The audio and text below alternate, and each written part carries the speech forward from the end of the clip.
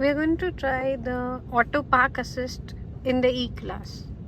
So firstly we need to press this camera with V button, after which we get this screen.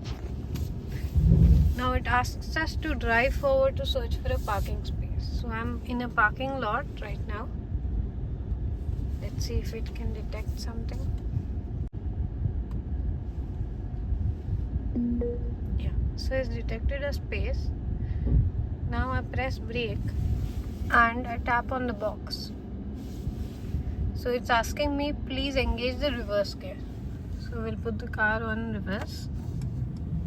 Now as you see these green lines, those means that the car is automatically reversing. So we just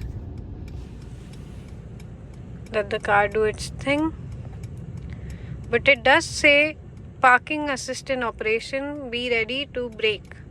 So it is telling you to be ready to brake whenever required.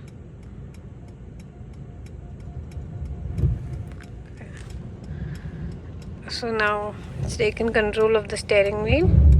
It's engaged the drive mode.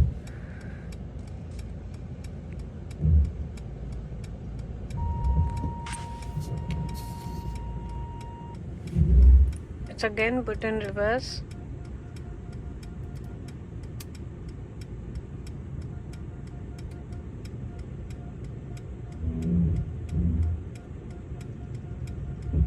Yeah, so it has done the parking. It's also put the car in park mode. So this is how you do the auto park in an E-Class. Now once you have parked the car with the help of auto park, you can again press the same button to remove the car. It gives you two options, whether you want it towards the right side or towards the left side. For example, if we select the right side, it asks you to engage the drive gear. Again, green lines indicate that the car is itself mapping this route. Changing the steering by itself.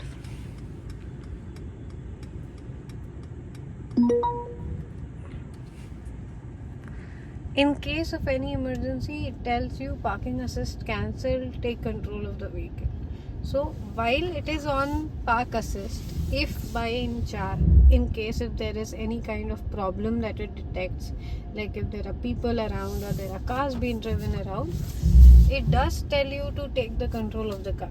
So do not completely rely on the parking assist. Although the work that it is done is amazing, but yet it will also tell you of any kind of warnings if required. So right now whatever I'm driving, I'm doing it by myself. This is not the park assist trying to do its thing. That is one more thing you need to be careful about.